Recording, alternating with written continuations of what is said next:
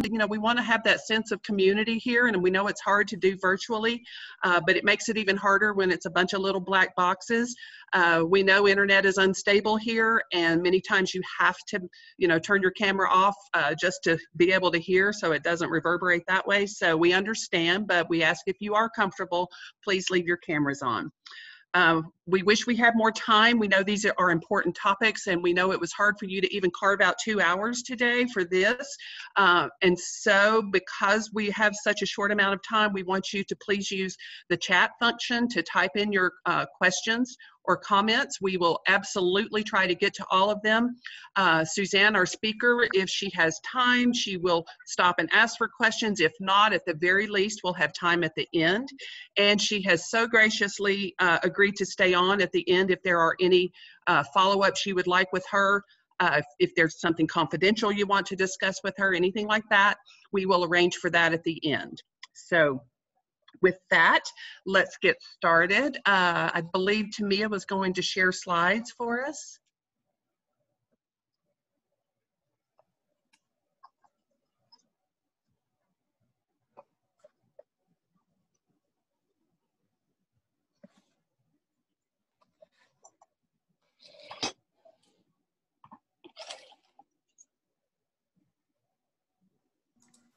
Thank you. Yeah. So I hope everyone can see that. Welcome to the launching of this nonprofit strategy series. We are in session 1, which of what will be 5 sessions that we are bringing to you today, starting today and every Friday now for the next 4 Fridays, 9 to 11 each time slot. So we hope you can meet together again for as many of these as you feel are needful and helpful to your organization. We know we've all been through a lot. We have a lot of decision-making fatigue. We have a lot of just one more thing. We just can't take one more thing. And yet we know that this is a point in time where we want to recalibrate and recharge and figure out a way forward and get to the other side of this pandemic. And we see a little bit of light at the end of the tunnel. And so we're aiming for that. Our mission, for those that aren't real familiar with the Community Foundation, most of you I do know, but there are some new people. This is our mission, and we feel like we fulfill this every day, and especially for our nonprofit community. So if you'll just interject nonprofit right there between effective and community, you'll see that that's exactly what we're doing, is fulfilling this mission here today with you. So some of the things that we do as a community foundation to respond to needs and issues in our community are shown here. Most of these you can find out much more about on our website. We ask you to please, you know, frequent that, and also follow us on LinkedIn for like up-to-the-minute communications about any of these topics. We also now want to talk about you. We know that all of you could go down this long list of nonprofit impacts that have hit you right between the eyes this last year, and know that, you know, many of these fit your situation. We're all glad to see 2020 in the rearview mirror, but now it's sort of like, where do we go from here? So, you know, we've heard you. We looked at your responses in our one-to-one conversations that have been ongoing since March. We've, you know, through all of the grant applications, we read your comments, and so we took this moment to put together this workshop to strategize about that and how best to respond to you. You know, we gave you every dollar of grant making funds that we could this year. That has been 5.6 million since March, but we know, looking at that top button, that that's a drop in the bucket to the probably over 7 million that has been lost in fundraising revenue to just our local nonprofits. So we understand that. But now we're going to bring these other resources to bear for you today. So we've given you every grant dollar we possibly could so far, and we'll continue to fundraise through our emergency response fund for that. But we also want to strategize and help you figure out a way forward through this crisis. So this workshop, again, we hope it will be inspiring and creative thinking for you, but also very pragmatic. So if you or any of your staff are going to attend all 5 of these, you will have a takeaway customized action plan for 2021 for your organization. So that is one definite takeaway we hope that you can work on, roll up your sleeves, you know, and get busy with that. So with that, I want to introduce today's speaker. This is Suzanne Smith. You can read some of her credentials here, and there are many more. These are literally just snippets of a long list, and you can read more about her on our website or link through to her company. But the thing I want you to take away today, the thing that makes Suzanne so special, and this is such a moment in time I feel like we are so privileged to have, is that her company, Social Impact Architects, okay, that she started, their goal, their mission, and wording is so important, we know that, but I look at this and I just think about what a moment in time this is for us. Their goal is to accelerate the speed of social change to build a better world. And when I think about this moment in time that we find ourselves in this week, after Wednesday, we do need to accelerate the speed of social change. And I was so struck after the events of Wednesday and slept so soundly Wednesday night and got up Thursday morning and had Suzanne's blog in my inbox. And she had taken, I don't know when she sleeps, but she had written a letter to President Biden. And she used his inaugural address to message back to him using his own words of how our nonprofits are on the, the front lines of this whole social agenda he has mapped out for us, that we are doing this work. We have been doing this work. We are his allies. We are his foot soldiers, and we are there to help. And this is a shared agenda now. And so when I think back over the last 4 years of how we have kept our heads down, we are still doing the work in spite of, and to mitigate and to run to run damage control over what had been our social agenda. And now it's a new day, and this is a time to accelerate that change. And so with that, I place you in the very capable hands of Suzanne Smith so that we can hear what she has to say for us today. Phyllis, thank you so much for allowing me, as well as the others, to help put together this workshop series. And it is directly in response to all the questions you guys have been asking. Probably this you've been asking and talking about in your boardrooms, talking about in your staff meetings.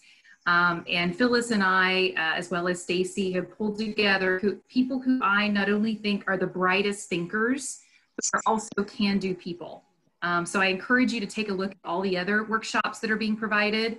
And if you can't make one of them, we're also recording them. So we're going to have lots of great opportunity for you guys to participate. So Ward asked a really great question, and I'm going to, as I'm pulling up my slides, I'm going to answer it. So one of the things is we're a benefit corporation, which essentially means that everything we do, is for the nonprofit space.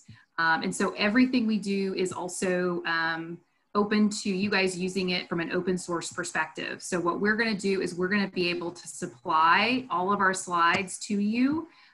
So if you need them for any reason, you are welcome to use them. So right after this seminar, we'll be able to give you guys the PDF. But if there's a slide in particular that you want to use for a lunch and learn, and I'm going to be giving you guys some ideas of some actions you could take with your staff if you want to, really to share this information back to your board and back to your staff. So good question, Ward. I appreciate you doing that. So thank you guys again for being a part of today.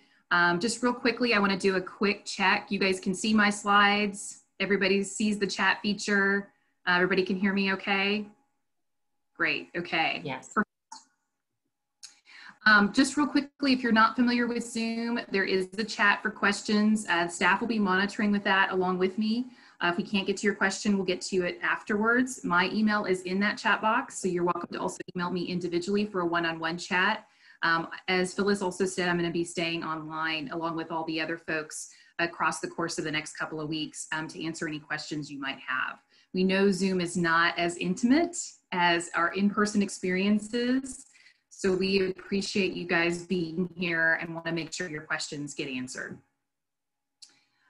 All right, so one of the cool parts about this, and I appreciate Phyllis and Stacy and her team being willing to do this, is we have put together an action-packed series that are directly based off of your questions, as well as some of the things you wanted to know about. So I and my team of people that you'll be meeting put this together. One of the cool parts about it is, if you wish, we will be then talking to you about how to then turn these workshops into actions that you can take just in 2021.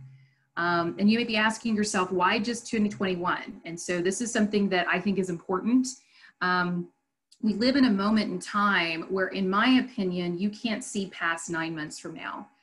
The horizon is not as easy for you to see as well as to predict.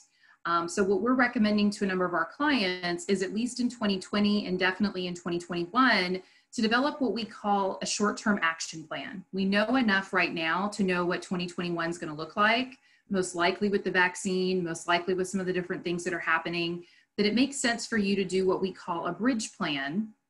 And we'll talk a little bit about what a bridge plan is when we get into strategic planning. So our gift to you is that you will then have an action plan that you can submit to funders and say, hey, I want you to know that this is what our goals are for this particular year. The next year we'll do a strategic plan, or if you have an existing strategic plan, it's an opportunity for you to dust off that strategic plan. This is a sample of one we did that is in the Dallas area. So you'll see that it's a really great, very visually appealing plan that will not only rally your staff and board around the key actions that you should take over this time period, but it also will send signals to the community about where your focus is.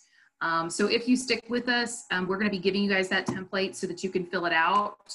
And then we'll be working with you if this is something that you guys decide you want to do.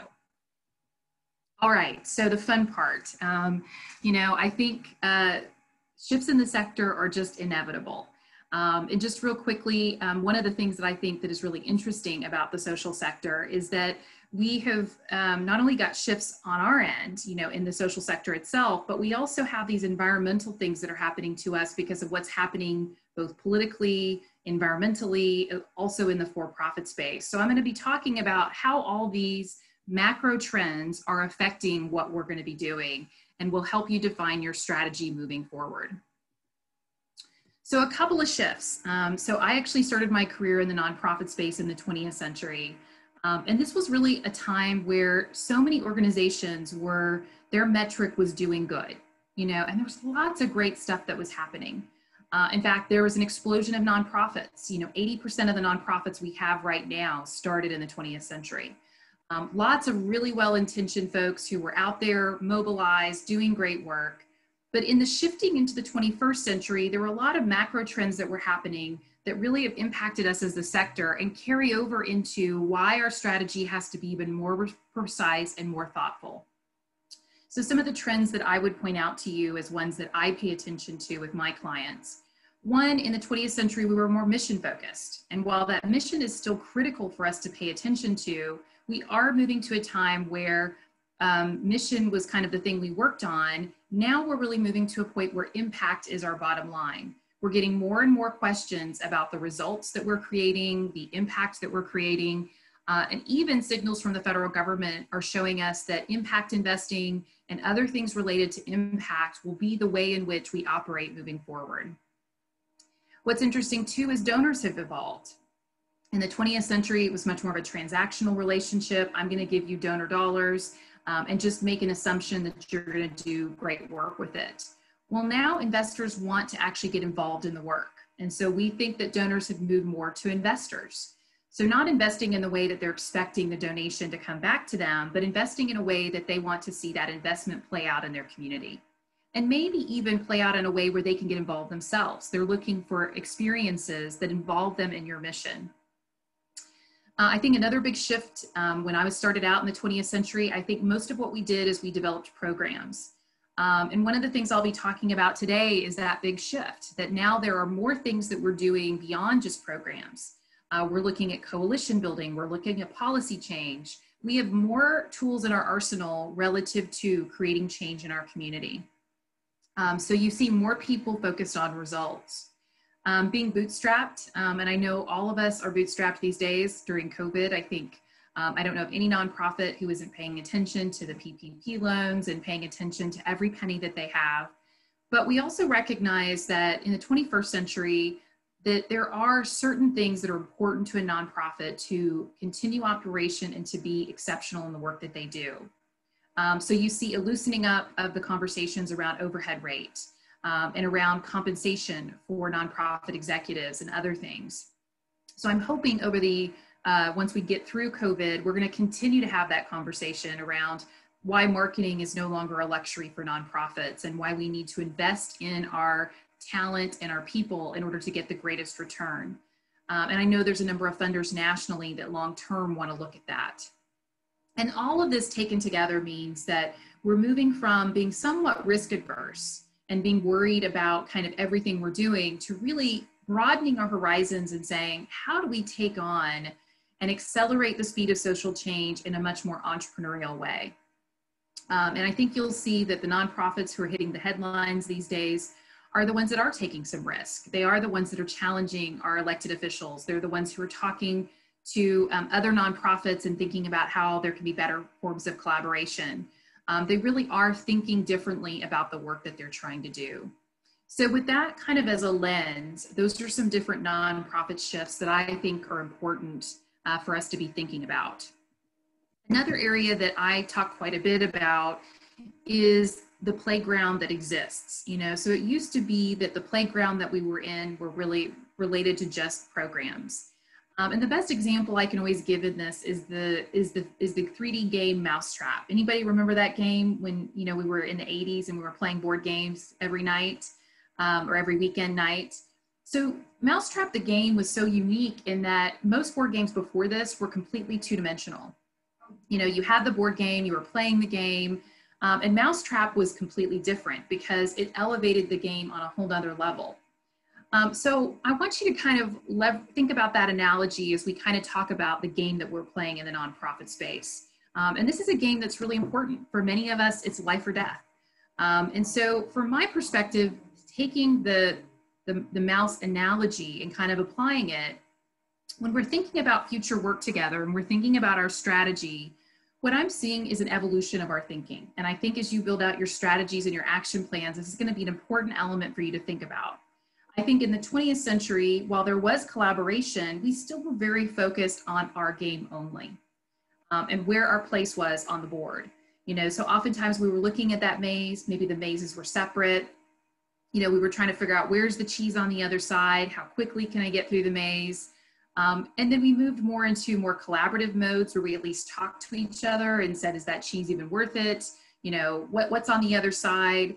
I really do think now in the 21st century, and I think this decade is going to be the decade of system change, where we really are having a conversation around, does this maze even need to exist? And you can see that the mice have reoriented themselves from being individuals to being a collective, and even not even just having conversations with each other and networking, but being one unit. And they're even looking down on the maze, taking notes and saying, is this the maze we really need? You know, is that cheese worth it? You know, should we make it easier on the people that we serve? Should we just go around the maze or maybe even blow up the maze altogether and start over again? And I think COVID-19 has really brought this into full clarity. And so some of these trends that I'm talking about, I think have been accelerated even more because of COVID-19, because we don't have the same luxury of talking to someone else. We don't have the networking things that nonprofits used to have to kind of compare notes about different things. And our systems were definitely strained during COVID. And so we see where systems have come to a breaking point. I think the arts community is a good example of that. And Phyllis talked about my op-ed that I wrote to the president around the arts community. But I also think that technology has allowed us to see our systems completely different too. So now we're leveraging technology to engage in giving information to the people that we're serving. So I have many organizations who are working directly with schools through online schools. I have thrift shops who used to be retail stores, and now they're putting all their stuff on eBay and they're finding ways to go online.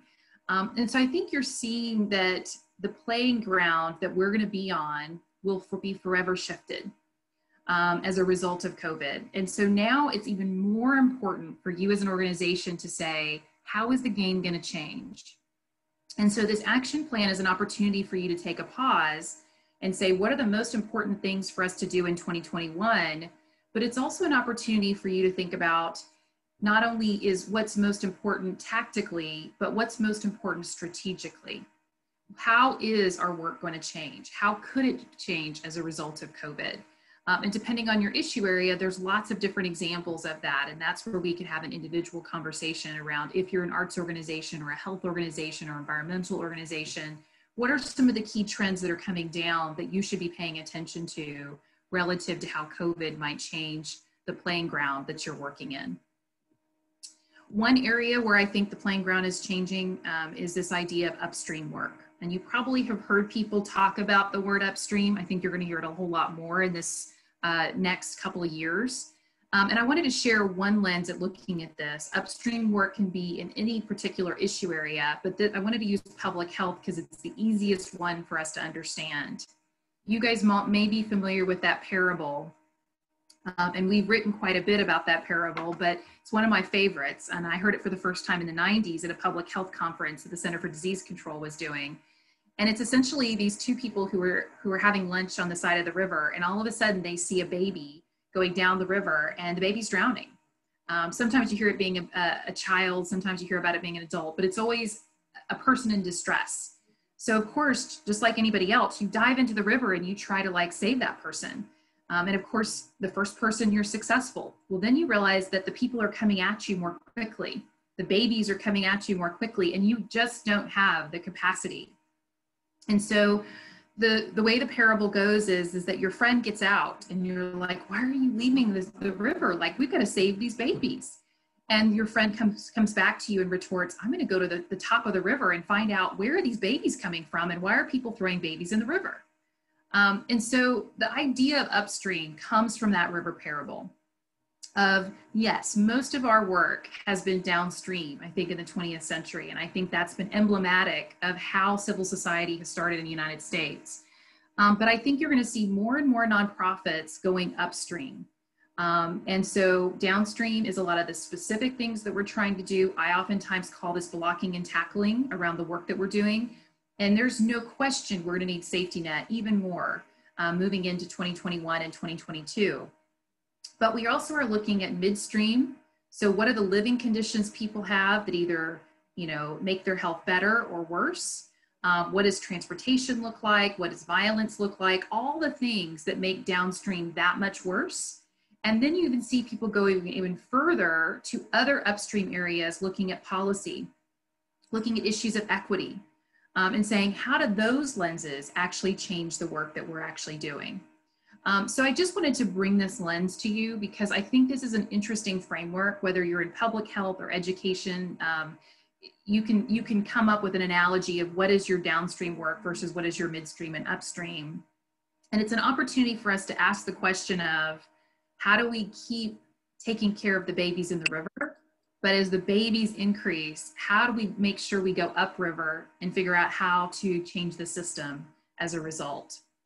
So this is one lens that we're sharing with a lot of our clients, and really making sure that as we look at their strategic plans, they're blocking and tackling, but they're looking upstream and saying, what do we need to be doing differently? What kind of equity conversations do we need to be having? What kind of policy conversations do we need to be having to make sure that the downstream effect is not as significant or could be better in the future? So shifts related to COVID, I think there's a couple things that I would say. I think technology is here to stay. In fact, I've been famous for saying I think technology is no longer a vertical that exists within one department within your agency. It's now a horizontal that affects everybody. And so the level of technology that you're bringing to your conversations and your communities is going to be really critical. In my piece to the president, I actually said that one of our greatest inequities is going to be around access to technology. And we're going to find that that's going to be one of the greatest dividers of income inequality moving forward. So I think technology is going to be a big piece. And so I think embracing technology and trying to find opportunities for you to bring on board members who have technology experience and staff members who have technology experience. I also think that the issue of social justice is something that was not an impact related to COVID-19, but I think it was brought into clarity because of 2020. And so I think that from my perspective, it's something where we can't go back. We have to really ask ourselves difficult questions around social justice. So even if your mission isn't social justice, I would argue every single person on this call has a place in the social justice movement to make sure your issue upstream is managing the conversation around equity, and that you as an organization have a perception of being an organization, and the reality too of being an organization that fights for social justice and fights for equality. So those are two of the biggest shifts from a strategy perspective. We have written quite a bit of articles about this, by the way, so just know that these are all things where we write a weekly blog, as Phyllis said. So there's all sorts of different things we've written on: corporate sponsorships, remote leadership, just all sorts of different things. But just to give you a taste of some of the different blogs. Let me check in and just see if there's any questions in the chat, or if anybody has any questions before we talk about strategic planning in general. Phyllis, anything? Anybody have any questions or comments about the content so far? No comments in the chat. Okay, Suzanne. Heidi just raised her hand. Heidi, so tell me what you're thinking. So I have a question. When you're talking about moving upstream, are you referring to the fact that to solve some of our issues, we need to get more politically active to make change, legislative changes that will solve the big problem? That's one of them. So I think it's not only policy change as a big P policy, which is what you're talking about, which is legislative change, but it's also small P policy. So it's hard to, I'll give you a good example. It's hard to teach a child who consistently has asthma issues because the environment that they live in doesn't allow for them to be healthy. So we see our education providers deciding to go upstream and making sure that there are affordable housing, or having conversations with folks in affordable housing about making sure that their environment is safe. Another example is I'm seeing a lot of kind of breaking down of silos. So instead of saying, I'm just doing child abuse, you see child abuse providers and domestic violence recognizing it's violence. And most of this violence is happening in the context of families. Do we really have to have separate silos for domestic violence and child abuse? Or is one an early warning sign for the other? So it doesn't always mean the big P policy, although I would argue, as a 501c3, you can be an advocate, and our public policy officials need our voices in the conversation as objective third parties and as experts. So you certainly can do that level of advocacy, and I would encourage you at a local, state, and federal level, because they need to know how to best spend the money, particularly over the next couple of months related to COVID. But I do think there's a lot of small P policy stuff, just having conversations with each other and looking side to side, and linking arms with other providers and having a collective voice. Thank you, Heidi. That's a great question. I also think too, I'll give another good example. I'm working with some treatment providers that are in the Cincinnati area, and they've recently noticed that their intakes have gone down. And so we know that that's not real, like that the statistics are showing that less people need treatment. It doesn't mean less people actually need treatment. And so they're doing some data around why are less people going into treatment right now. And because they're doing it as a collective unit, they were able to cobble together enough money to do the research study. That research study showed the reasons why that existed. And now they're together launching a public awareness campaign in conjunction with the local newspaper, the local CBS station, and the local radio station, so that they can help people know how to get into treatment. And so I think that's another example of where I think upstream work is really helpful with downstream efforts. All right, so one of the things I always love doing is talking about buzz, so there's all sorts of different buzzwords out there. And I think it's important that we really level set around what certain things mean. And I always love this because we like throwing out all these fancy words, and I'm guilty too. I started out in the social space and then decided to go to business school and get my MBA at Duke. But in those classes, there was all these buzzwords, and that was one of the things I wanted to do when I came back to the space and started Social Impact Architects 11 years ago, was really break down these buzzwords to give them true meaning. Because if we use them and don't understand their meaning, we don't really get to apply what they really are. So to talk a little bit about strategy, I thought we would just talk about some of the fun buzzwords that are going on right here to give you a kind of an idea of at least how I think of these words and how I break them down. So the first buzzword, and I think this is one that's been going on for the past decade, is this idea of sustainability. So you hear funders saying, I want you to be more sustainable. You hear nonprofit executives and boards, I want to be more sustainable. Well, unless you know what sustainability means, it's hard to know when you've gotten there. So I wanted to kind of share with you our experience over the past 11 years of creating sustainability. So I want you to imagine, if any of you have a mechanical mind, a flywheel, that essentially you've got this kind of gear that is running.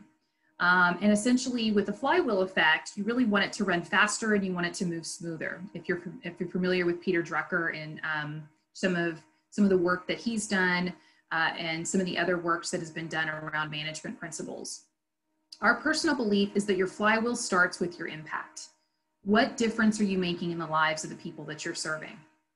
That's why we're here. That's why nonprofits exist, is because there's a gap or a void in the marketplace, either because of business or because of government or because of both. And so you've got to really be equipped at talking about your impact. And we're going to be getting to breaking that down in just a little bit too. But let's just talk about it in terms of making a difference. Well, if you're making a difference and then you talk about making that difference, that creates even more buzz around what you're doing. So you've taken what I call the steak, which is your impact. You add the sizzle, which is your brand. Well, there's no other result than you're going to raise money. People are going to hear you. They're going to listen to you. They're going to say, you know what, this group has their act together. I'm going to give them my dollar. Then when you have more money, that then allows you to have better operations. You're able to afford technology. You're able to hire talented people. And when you're able to hire those people and have that technology and have those things at your fingertips, that then creates good governance, good culture. And then of course, that then leads to greater impact, which then leads to greater storytelling and then leads to greater revenue, and that leads to greater operations. And so we really do see from a strategic point of view that there really is this flywheel effect. And so if you think about the outside of the wheel, the impact, brand, revenue, and operations, this is the strategy side. And in the middle are these other two things that are more the people side of things. It's one of the reasons why I say I'm part-time mechanic, part-time therapist in my role. I'm thinking about it mechanically. Do you have a good brand? Do you have the right fundraising plan? Have you hired the right people? Are you measuring things properly? But I'm also looking inside you and saying, do you have a culture that means that it's okay to fail? Do you have a culture that, has employee ownership? Do you have a culture where people feel like they can experiment or ask questions? Do you have a governance body? Do you have a board that really rolls up their sleeves and helps with certain things? Do you have, a CEO and a staff governance and accountability around performance reviews? So those are the things that are in the middle that also create the flywheel effect. We find if there's not a good culture that you do get drag and you can't actually create that virtuous loop. We also find that if any one of these components don't work well, you can also get what we call kind of a vicious circle where you start going backwards as an organization. So when I think about sustainability, that's what I'm thinking about, is an organization that's running on all engines. It's running really smoothly. When there are hiccups, and there inevitably will be, that's why we take our car to a mechanic, so that's why you get an oil change. That's why, update your engine. You really are running on all engines. And if you get a hiccup, you're asking questions around, why is this hiccup existing? Why is it that when we sent our annual letter out, we didn't get the same return we thought we got last year? And you really analyze, why did that hiccup exist and how do we change over time? So sustainability is this active forward momentum where you constantly are continuously learning and growing and evolving over time. And you're looking at all of these things in relationship to one another. You can't build revenue unless you have impact. You've got to have everybody in your organization at an operational and cultural level knowing how to be a storyteller and knowing your brand. So all these also connect with one another as well. So when we look at sustainability, we're looking at all of these things. And this is one of the reasons why the workshop series is about all of these. So you're going to get a glimpse into revenue, you're going to get a glimpse into brand, a glimpse into impact through all of our different webinar series, with governance being the last one, bringing things together so that that way we can help you at a greater level with greater sustainability. And truly, sustainability is also kind of just a formula. How high performance are you? So that whole mechanics side, based on how impactful are you? And certainly something that is high performance, you see immediately. Impact is a little bit longer for you to actually see it. But I would imagine that if you were to go into a for-profit company, you would be able to instantly say, this is a high performance organization, this is a high impact organization. You just instantly you're aware of that. So sustainability is also something that you can be looking for. Another lens that we look at things is through the life cycle. So this came to us from the for-profit space, and we've adapted it for the nonprofit space. And I know there's a lot on this slide, and it's one of the reasons why we're going to give it to you. And I'll walk you through some of the exercises we do with boards on this one in particular. So if you can imagine in a life cycle, so let's talk about it in terms of just our own life cycle. You know, we're in adolescence, and then we move to adulthood, and then we move to maturity. It's very similar. You have the idea phase. And so I know some of you guys are on this call and you're barely a year old. I know some organizations are on this call and they've been around for a long time, many decades. And typically year span have something to do with where you are in the life cycle, but you also have some organizations who choose to stay in the startup phase. Maybe they want to stay volunteer led. You also have some organizations who have hit maturity and then stay in maturity. So part of what we do is we look at where folks are in the life cycle, and some of that is a function of age, but most of it is a function of maturity. How mature are you in each of these different areas? And what we did is we broke down each of the areas in the flywheel and essentially said, what does this look like? You know, when you're in the impact phase, what is a startup typically supposed to do? And it helps level set expectations. So when an organization comes to me and they're brand new, I have very different expectations of where they should be as a nonprofit than if they've been around for 20 years. So as you build your strategic plan and as you build your action plan, you should have the same conversation with yourself. So a couple of tips on this, as we actually use this with our clients, but we have a lot of good experience teaching other people how to use this. One of the exercises we do with boards or with staff is we have people star where we think, where they think they are, and compare and contrast. So half of the group may say we're in startup, half the group may say we're in growth. Well, so where is that perception difference? Why would some people, using impact as a category, think that we just started measurement, and why would other people feel like, oh, we're established in the marketplace? And so that conversation alone is really helpful. Then the other thing we do is at an aggregate level, we look at it from a column and a row perspective. So we've talked about it from a row perspective, but we also see, are you solidly in a growth strategy? So what we oftentimes find is, and the research suggests, most nonprofits and most organizations are in a state of called growing pains, where in impact you may be in growth, in governance you're in startup, maybe in culture and operations you're in maturity. And what we find is when you are not solidly in one column, you experience what's called growing pains. And it's not a fun state to be in. There's a whole lot of ambiguity, and you've got some areas that are overperforming and you've got some areas that are underperforming. And from a mechanical perspective, that just doesn't work.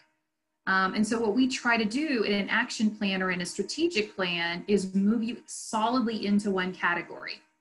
So we look at where you're behind, and that action plan is to catch you up. If you're overperforming in an area, we kind of bring everything else up to that area. So that's one thing I would encourage you to do, and it's a great exercise to do at a lunch and learn or at your board meeting.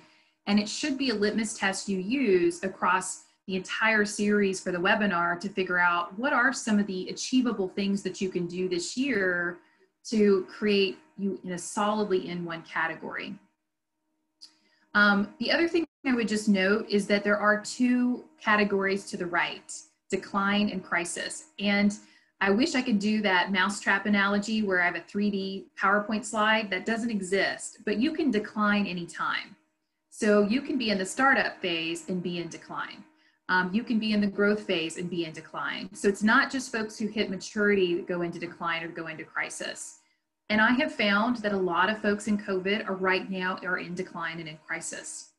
And that's just part of where we are. You know, in strategic planning, it's not just about what's happening to you internally, it's also the external world that causes you to potentially fall into these categories.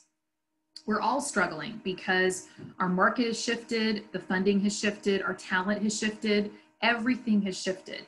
And so I would just encourage you to have the courage to really fundamentally say, if in one of these areas you're in decline, that in this strategic plan, or this action plan, you're going to figure out how to move it back into a non-decline phase. Or if you're in crisis, that you have a phone call with a funder, or you have a phone call with somebody that you trust to say, okay, we're struggling and we need to figure this out moving forward. The other thing I'm trying to do with a lot of nonprofits is help them understand too that this is just one of many crises we've had. In my career alone, there have been 3 different seismic crises, nothing like COVID, but also recognize that we need to actually make sure that we're protecting ourselves as nonprofits against decline and crisis moving forward.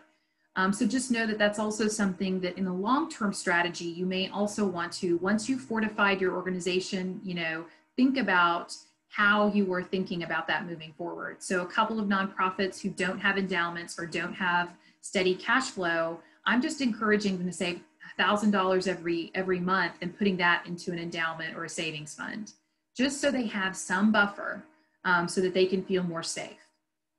So nonprofit lifecycle is definitely something that I would encourage you to take a look at, not just for today for strategy and impact, but as we get into additional sessions, they're also going to be referencing it as well.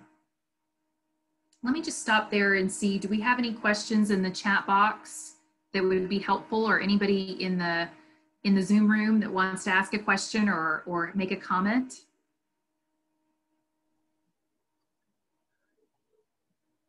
Okay. I don't see any questions in the chat box.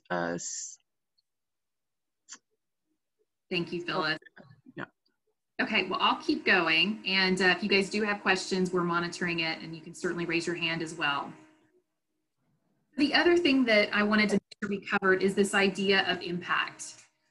So I know that one of the things that you hear a lot of people talking about is the blurring of the lines related to how we measure what we do.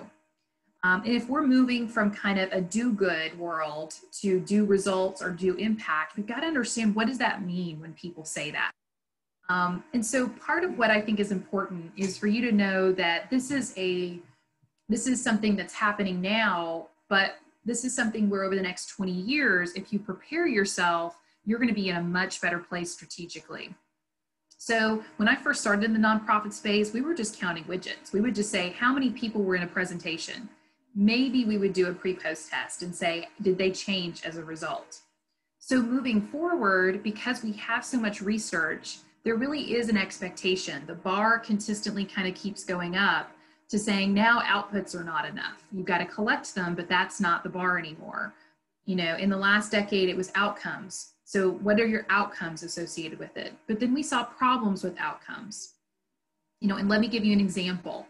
So if I were to ask you, or if I were to, you know, ask you kind of your opinion about something, and I told you that a high school down the street from me, where I am right now, has a 90%, you know, has a program that is trying to help people go to college, and that program has a 90% success rate of those high school students going to college, what would you say? Is that good or bad?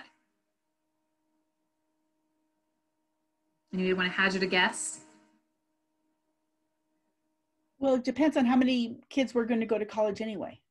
Exactly. You're the A student. So what if I told you that 85% of that high school, it was actually a magnet school. It was a Booker T. Washington that was a magnet school that actually a lot of their students go on to Juilliard or other places. You guys can see the playbills in the background here. Yeah, I mean, so really it depends on the context. And I may say to you, well, actually, What they're doing is taking the 15% that they think are at risk and won't go to college. And of that 15%, 90% of those people go to college. Heidi, is that a good program? Yeah, why not? Exactly. So that's what we're talking about when we're talking about impact. We're basically drilling down into the numbers and saying, what difference did you actually make? So the equation is, as Heidi just talked about, what resulted less what would have happened anyway, and that equals your impact. And so what that means is that you actually have to know what the actual proxy number is of what would have happened anyway. And so that can be something where we can do some tutorials with you of finding out what that proxy number is. But typically the census or other data collection tools could be very helpful for you to find out what would have happened anyway in as tight of a geographic space as possible. You can't take a US number, and you probably can't even take your state number as a proxy. You may need to take your zip codes or your county statistics, but there's more and more data being collected. And so we really do want to get down to what impact are you actually having.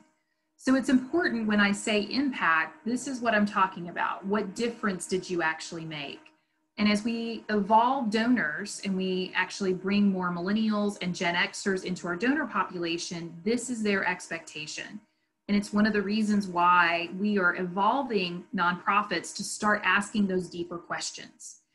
So really looking at those numbers, teasing them out and saying, what impact did I actually make? So I wanted to make sure that we talked about impact because we're going to be talking about impact a little bit later in much more detail. So we've got impact in the flywheel. The next one is brand. And brand is an important one. And I've got probably the smartest person I know talking to you about the battle plan you're going to need related to your brand, Amy Sheehan, and she's going to be talking in the next 2 weeks. Highly encourage you to sit in on her session. She's going to give you lots of user-friendly ideas as far as marketing. But at the core of your marketing message has to be your value proposition. And this is a fancy word that we learned in business school, and I want to walk you through what I believe that it actually means in the nonprofit space, because it's slightly different than you would expect. So the first thing is we've got to be crystal clear on what our customer needs and cares about. And unfortunately, we live in an environment where what our customer once needed and cared about, they may not care about, or they may not know how to deal with it. And as I mentioned, I've got those folks in Cincinnati, they know there's a need for treatment. People just have so many other issues going on, they just can't care about it. So we've got to do things to make them care about it, help them care about it, help them kind of get into treatment when they need it. The next thing is, so it's you having crystal clear clarity of what your customers, and keep in mind, we have 2 customers in the social space. We've got funders and donors, and we have the people we're serving. So it's one of the reasons why people oftentimes will say nonprofits have a double bottom line, is because you have 2 customers that you're trying to make satisfied.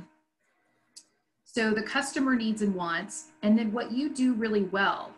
And so your value to the community. I oftentimes also call this, kind of your sweet spot, or this is the thing that you could just do and everybody knows you to do this. But you also, in the social space, have to take into consideration what your competition does well. Because in the for-profit space, it's okay for Coke and Pepsi to go at it. But in the nonprofit space, we can't have a lot of that duplication. It just doesn't make sense with our finite resources. I was excited to hear from Phyllis and her team that you guys don't have a ton of duplication. So this is actually not as much of an issue in your area, but it's still really important for you to know what you do really well. And then for you to know what your competition does really well. So thinking about it strategically, I'll walk you through an example of something I just recently did with an organization I was working with. So they're in a situation where they have more people than they can serve. And they serve runaways. So there's more and more people who are in crisis. There's more and more people who are homeless right now. And we're going to probably see that, unfortunately get bigger. And so one of the things they realized through doing some research is that when they actually coupled their services with mental health counseling, they actually had better outcomes and they had better impact. So they came to me excited and they were like, we're going to apply for a grant and we're going to hire a mental health counselor. And I said, okay, time out. Do you have anybody on your staff that knows anything about mental health counseling? No, we don't. Is that your expertise? No, it isn't. And I said, okay, can I offer you an alternative? And they said, of course, we want to provide this. And I said, is there a mental health agency within your community that you could partner with and you could bring them on site? And they're like, yeah, actually, I go to lunch with this person and I could certainly ask them, could they provide mental health services? Well, a month later, I got a call from them and said, not only did they get one counselor, but because that mental health agency supervises counselor interns, they got 3 counselors, one for the adolescents, one for the families, and the other to do some additional work on vocational counseling for the teenagers. And they actually aren't paying anything for it because that mental health authority actually has the ability to bill Medicaid and CHIP for all those services. So it's a good example of thinking about your competition in the community in the broadest sense. And knowing what you do really well and staying in that spot. And when you find your clients need or care about something else that you can't provide, instead of providing it yourself, you go upstream and you say, who is providing this exceptionally well? And then figuring out how you can work together. Interestingly enough, that runaway shelter has gotten amazing outcomes as a result of the work that they're doing. And so it just gives you an example and a taste of why value proposition is so critical. And Amy's going to get into this in more detail, but it also sends clear signals to people about who you are and what you're about. The more you take on, even though that is the tendency in the nonprofit space, because people are asking you for certain things, the more muddled and muddy your identity becomes in the community. And so it's critically important from a strategy perspective that you really think very concretely about what you actually do the best and what you want to be known for. And that's not a marketing decision. That is a strategy decision. What Amy's going to tell you is that that decision has to be made before you turn it over to your marketing people in order to execute on who you are as an organization and what you're uniquely good at. And it does allow you to differentiate yourself and really raise yourself above all the other folks out there. It also allows you to have a crystal clear message that has some sizzle associated with it as well. So when it comes to brand and that flywheel, knowing your unique value is really critical, and knowing everybody else's unique value is really critical. One other element that I wanted to make sure we talked about, because this is something that actually it's how Stacy and I originally met each other. She and I are both what would be considered a social entrepreneur. I know that oftentimes these definitions get mixed up quite a bit. This is what I teach in my class. I teach at Pepperdine, the social entrepreneurship degree. And so I just wanted to kind of put these out there for you because there's some definitions that people tend to really like. So the difference between social innovation, social entrepreneurship, and social enterprise. And the way I talk about them is that they're different parts of the puzzle. So social innovation is what you're doing innovative. And in the nonprofit space, we aren't really creating anything new anymore. What we're doing is we're doing what I call leapfrog innovation, where we're improving upon something that exists already. And so part of our value to the nonprofit space is that we will take best practices, from all the different things that are going on out there, and then figure out how do we do that? How do we transplant that into our unique context and in our unique community? It's why nonprofits can never be McDonald's. It's so important that we have that community context. So social innovation is about the idea. Social entrepreneurs, on the other hand, it's about a mindset. It's the way people think. Remember I said one of the big social shifts that's going to be happening is we're going to be moving more of the nonprofit space into more of this entrepreneurial thinking. It doesn't mean that they're going to be for-profits. It is not going to mean that it's more business-oriented. It just means that we're being more creative with what we're doing. We're thinking differently. We're thinking outside of the box. Social entrepreneurs are the ones that are the mice that are standing on each other's shoulders, looking down at the maze and saying, can we just blow this up and start all over? And I'm not necessarily saying you should blow up every system, but at least it's an opportunity for you to say, could we create something better? Or if we versus tinkering with it little by little and putting Band-Aids on the existing system. So in nonprofits, those people are also called intrapreneurs. These are people doing that work inside organizations, you know, and creating that catalytic effect within the organizations. And then many of you are probably very familiar with social enterprise. So that's really the business model. And many nonprofits are starting social enterprises. You guys may have had some Girl Scouts trying to sell you some cookies lately. That's a social enterprise. You know, 80% of the money that Girl Scout raises is actually within that 1 month time period when those cookie sales are happening. And so if you have a thrift shop, which I know a couple of you do, or a art museum where you have a gift shop, those are all social enterprises and are the business model that you're operating. So social innovation is about the idea. Social entrepreneurship is about the mindset, the person. Social enterprise is really about the business model, the business itself. So as you kind of think forward about your strategy, these are some different things you may want to play with. How to be more socially innovative and think of new ideas, or transplant new ideas into your community. How do you evolve the mindset of the people that are working for you and with you? And then do you want to create a social enterprise? And so if any of those interest you, we certainly can talk to you further about that possibility. The last one, and this was one that we talked quite a bit about, and we talked about the idea of programs being the way we thought about things in the 20th century, is now this idea of collaboration. That we are greater when we work with others. You know, that there is this opportunity to change systems and redefine the way we work together. That runaway shelter and the mental health authority is a good example of collaboration, where the puzzle pieces fit that much more tightly together because they decided to collaborate. So I have a session that is on collaboration, by the way, that has been recorded. So if you ever do want to see a little bit more around kind of our philosophy on collaboration and some tips and tricks on how to make your collaborations more successful, I'm happy to send you that link. But one of the things we first start with is kind of this definition, because I do think not all collaboration is equal. And because in some ways it's become a norm in the social space and an expectation, we don't ever say, am I getting enough out of the collaboration? And I want to point out some really important words in my definition.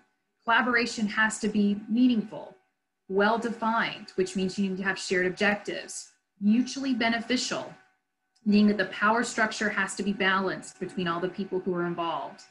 And this is probably the most important one, and why, in my opinion, you should exit collaborations the same way you should exit programs. When you achieve your mission, or when you have accomplished something and you are no longer generating 3 or 4 times the value that you could have done by yourself, the collaboration is no longer successful. Or in reverse, if you were doing a collaboration right, you should be having a magnitude of difference in that community. So it's a real goal of mine to make sure any collaboration that people are working on, because we all know it's extra work to do collaboration, you should be getting at least a 3x, 4x, 5x multiplier effect on the work that you put in, as far as the impact that it creates in the community. The other just small tip that I would give you, and again, I'm happy to share with you that other webinar that you can listen to at your leisure, or send the slides to you as well, is that not all collaboration is equal. So we've also made everything collaboration, when in reality, there are very distinct things to collaboration.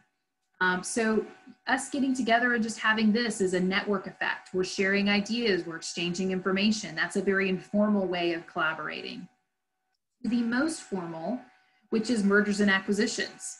You know, how do we integrate services?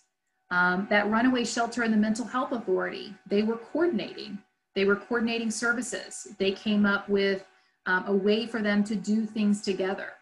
And so what I want you to do is I want you to think about your collaborations. And if for whatever reason any of your collaborations are unsteady, what I oftentimes find is that one person in the collaboration thinks it's a coalition, another person thinks it's cooperation, and there's just misalignment with expectations and output and outcomes. And so if you find some of the collaborations are unsteady right now, it could be because of these reasons. And so I would encourage you to kind of take a look at this model, potentially even look at internal collaborations as well, and say, are these working at the level they need to be working at? Or is that an opportunity in our action plan to say, we want to shore up our collaborations? You know, I'm a bigger believer in having 3 or 4 really important collaborations that you put 80% of your time in versus you having 10 collaborations you put 80% of your time in, because it just, you get diminishing returns. So really thinking through, like, what collaborations are you going to spend most of your time on? So that's really the last one on collaboration. I want to check in with Phyllis and others to see, do you guys have any questions on these buzzwords or any color commentary from the peanut gallery? Thanks, Suzanne. Yes, I was going to say, let's catch up real quickly and clarify a couple of things. A few slides back, we had a question, are inputs just data or something else? And then is the question, what would the landscape look like if we did not exist? Is that the question before us? You know, I think that is a really good question. So I'll take the last one first. You know, I do think it is, if you didn't exist, you know, what would it look like? And then the idea of, if you exist, what difference are you making? I oftentimes call that the delta. So let me briefly, this may be a new thing for you guys to look at logic models. We were going to get to that at the end, but I want to make sure we cover it. So I'm just going to skip forward and kind of walk through this. So a logic model, I want you to think of a logic model, and the best way that I know how to describe it, and I've been teaching logic models for 20 years, is to think about it like your recipe. So I want you to think of like your grandmother or your favorite recipe that only you can make. So my grandmother made amazing biscuits. She didn't even use a recipe. It was all in her head. But we needed her to write down the recipe. Otherwise, future generations of Smiths were never going to get to have those biscuits, right? So logic models kind of force that level of discipline for you to say, what is my secret recipe for my unique program? So if I have a unique value proposition, I'm really good at something, I don't want to be the only one that knows that recipe. And I want to be able to go to funders and say, here's my recipe. Here's the thing that I do. So I'd encourage you to think of the logic model in that same terminology. So inputs are the things you're putting in. So if you think about it in terms of a recipe, you're thinking about the people, the curriculum, the staff. And later on in the slide set, we're going to give you some examples of some logic models so that you can kind of use it as a crib sheet. But those are the things that go in. And you really want to make sure you're thinking as broadly as possible, because if you don't include the oven, then you're not really going to make anything, right? So you've got to think about every input that goes into it. So everything that goes in. Your activities then are the things that you actually do. You're stirring the batter. You're actually putting things into the oven. You're pulling them out. You're making sure you get the ingredients in time. All of those activities. Or if you think about it in terms of nonprofits, if I were doing a class, let's say, you know, it's all the activities that went into the creation of this webinar series. You know, so finding the speakers, getting the marketing out, you know, all the activities that go into even sending out the evaluation that we're going to be doing. So the behind the scenes activities, so that when we do this again, it's really obvious what the order of operation is. So then the output would be how many people participated. And one of the tricks I tell people about the difference between an output and an outcome is output is a number that is never divisible by another number. So an output is always the raw number. How many people were on this webinar? How many people RSVP'd to be on this webinar? An outcome would be a numerator over a denominator. Numerator would be how many people showed up versus how many people said they were going to show up. And so anytime you're multiplying or dividing a raw number or an output, it is always an outcome. So anytime you're doing sophisticated math, it is always an outcome. Outputs are all the numbers that go into the equation. So the numerator, the denominator, all those different things you have to categorize in your outputs. And then outcomes are all the different multiplication, division, all of the changes and manipulations of the numbers to make meaning out of the data, which is the outputs. Is that helpful? Okay. And if you need more on that one in particular, I'm happy to walk you through it. We do have some really great blogs that kind of walk you through that as well. Phyllis, anything else before we kind of move on to strategic part? Okay. All right.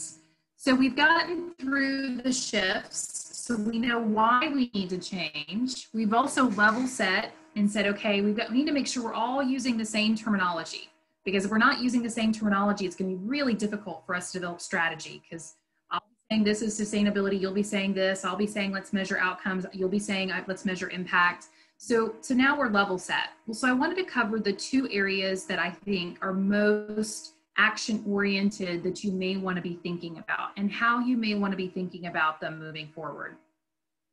So two things: when it comes to strategy, you need to be thinking about your program planning as well as your strategic planning. And that's what we're going to be doing as the output of this webinar series, is your action plan.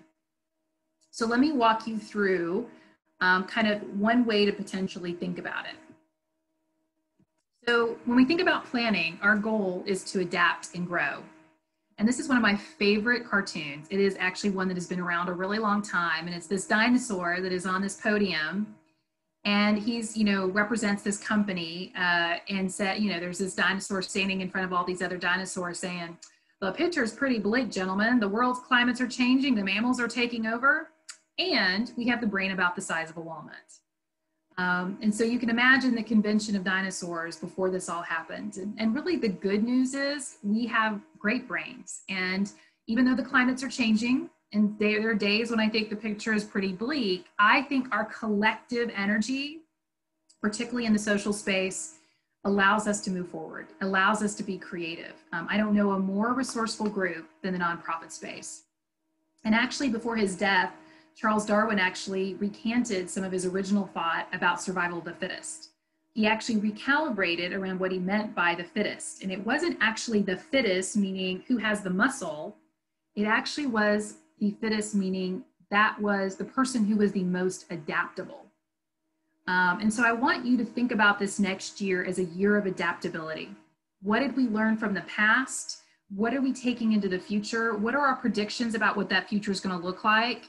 And how do we evolve as an organization? How do we evolve as a community? And how do we help the people we're serving evolve too? And that's really our job in the nonprofit space. We're there to serve others. And so we have to be thinking ahead about what that environment's going to look like.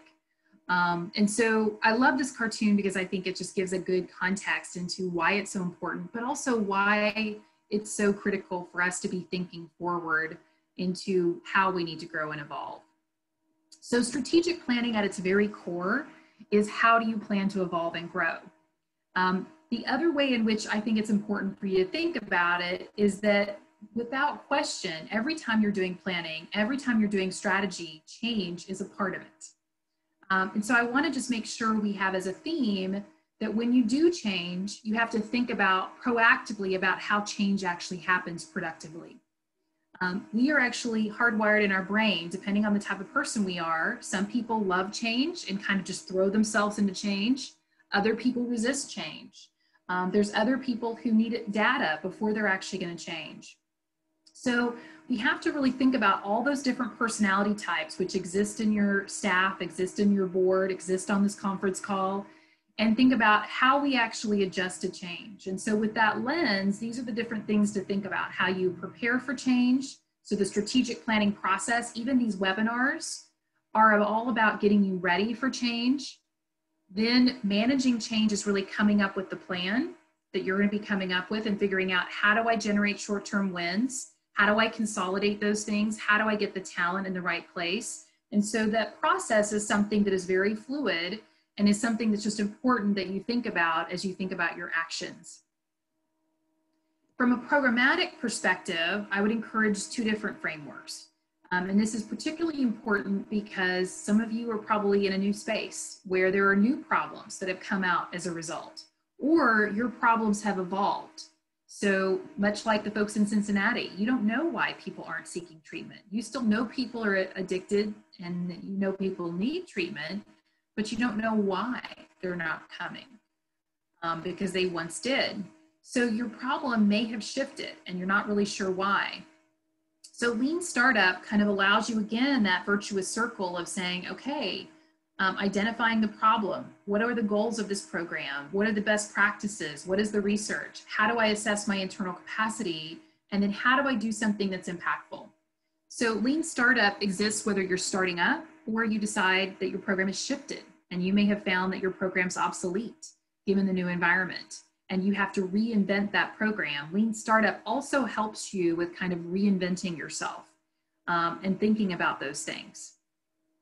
So it also can help you with a go, no-go decision. I know many of you are in the same situation I'm in, where you're looking at the services that you're providing and saying, you know what, I may need to exit that particular service. That may no longer be needed, or other needs may take precedence. And so it goes from a front burner activity to a back burner activity. All of that is a function of strategy and you deciding where your limited energy as a nonprofit can be best spent over this next year. And you got to think about that in a strategic way, because you got to do that in response to the community. And thinking about what does the community actually need? What value do I provide? And it may require you to adapt and evolve in 2021. My argument on that is I think you'll come out stronger as a result. So the more you think these things through, the steadier of ground you'll be in when we go into late 2021 or early 2022. You may have very sophisticated programs, and this is another thing you may want to think about. I know many of you are food banks or larger organizations, or you may have been around for a long time, and so you may not need a lean startup approach, but you may need a longer approach where you need to, once your idea is developed, how do you prove impact? You know, I have an organization I'm working with right now who is dealing with some of the big changes that are going to be happening in foster care. And they're one of the few providers in the United States that provide high quality parenting programs for fathers. And they're wildly successful with fathers. And for all of us out there who work with fathers, we know that's a difficult audience to get change with. And so now they're going through the cycle of how do we now teach other people to do the thing that we're doing? So a number of you may be so successful or be in this moment in time where what you're doing is so successful that you may need to think about how you scale up what you're doing. So you may be asking yourself, I used to serve 100 people, but now 1,000 people need my help, or the whole country needs my help. How do I go about doing that? How do I train other people to do what I'm doing? How do I build in volunteers? How do I staff up? And so those are some things you may want to think about if you have a sophisticated program of how to evolve and change over time. As I've mentioned, one of the most important areas, and I think this is a fundamental component of what we're going to be seeing moving forward in the 21st century, is really connecting with what humans actually want and need. And we know right now that humans have completely changed their preferences. I don't know if I'll ever go back to completely going to the grocery store every single time after COVID. I now love actually getting my groceries delivered or going and picking up my groceries and having someone else do it for me. So there are certain things about who we are as people, they're not going to go back to the way they were. And the only way we know this is because we ask people what they desire. We ask what's feasible. We ask what's financially viable. So I would encourage you, if you're getting into online activities, telehealth, some of these different things, I think they're not just a function of COVID. I think these are things that are here to stay. I think we're going to be still doing Zoom calls. We may be coupling it with live meetings, or we may figure out the best, best of both worlds. But human-centered design also helps you from a strategic perspective figure out what is the world going to be like when everybody can be in the same room together, but then chooses not to for whatever reason, because it makes more sense to not be in the room. So just know that there's been some things we've learned in a good way because of COVID, kind of the silver lining, that really help us understand how we're going to operate as human beings. And you as an organization need to think about that and think about how you want to deploy your programs moving forward and maybe create increased flexibility. Some of the ways you may know that, you could talk to your users, you could talk to experts, you can look at analogous situations. You could also potentially look at context. So those are some ways, and this is again an area where if you want to do some human-centered design work, we're happy to work with you. Interestingly enough, human beings are now at a place where the horizon of them being post-COVID is so close that a lot of people can't imagine what their life is going to be like in the future. 6 months ago, I would argue that was not the case. So I do think you can plan forward and say, when school comes back into session full time and we're not going back and forth, what is that going to look like? How is that going to change my after school program? Or how is that going to change my treatment philosophy? You know, am I going to allow virtual visits? What does that look like? So I think some of these things are going to be things that will stay with us, and we'll just kind of have to figure out how do we create a hybrid approach to a lot of the ways in which we've served people in the past. Let me stop there and see, Phyllis, do we have anything, follow-up questions, or anybody want to raise their hand and ask any additional questions? Nothing new in the chat. Looking for raised hands. I don't see anything. Well, like I said, I appreciate you guys being patient on a day like this. Hopefully you're kind of picking up tidbits here. If there are areas where you want to go deeper, you'll see on a lot of the slides, there is actually a link to a blog where you can get additional information, and you certainly can email me about these. So this is where the rubber meets the roads. You know, most of you may have a strategic plan. You're probably like a lot of my clients where you look at that strategic plan, you're like, this doesn't even make sense in the given context that we have. And so that's one of the reasons why we wanted to start with strategy first in the webinar series, is for you to spend a little bit of time in this short time horizon we have, where we can kind of see where the future is, but we don't know, we only know the near future, probably the next 9 to 12 months, to do what we call an action plan, to really figure out, like, what do I need to be working on this year? What are the big rocks that I need to be spending time on? So that gets to the nature of strategic planning, because that's what strategic planning is all about. Understanding your current state, identifying the highest priorities for impact, both at a performance level and also at a program level, and then measuring progress towards those goals. And so that's really all this action plan is, and what we're going to be kind of working with you on through the series of webinars. When I do planning with folks, or when I recommend planning for others, it really does start, the major foundation of planning starts with your vision and mission statement and a strategic plan or an action plan. Then it really comes down to that dashboard, and on a regular basis, you've got that annual review. Well, obviously we've truncated that a little bit because we don't have the same environment we once had. And external influences are changing pretty dramatically, and our customers are changing pretty dramatically. But in a traditional sense, this is what we would argue makes sense. When I first started in the nonprofit space, this cycle was 5 years, even 7 years. Now I think it's 2 to 3 years. I think you're having to refresh yourself on a regular basis because the environment is shifting much, much more than it once was. I also wanted to talk through what I consider the holy trinity of a strategic plan, which is your vision, mission, your values. Some of these may have shifted because of COVID.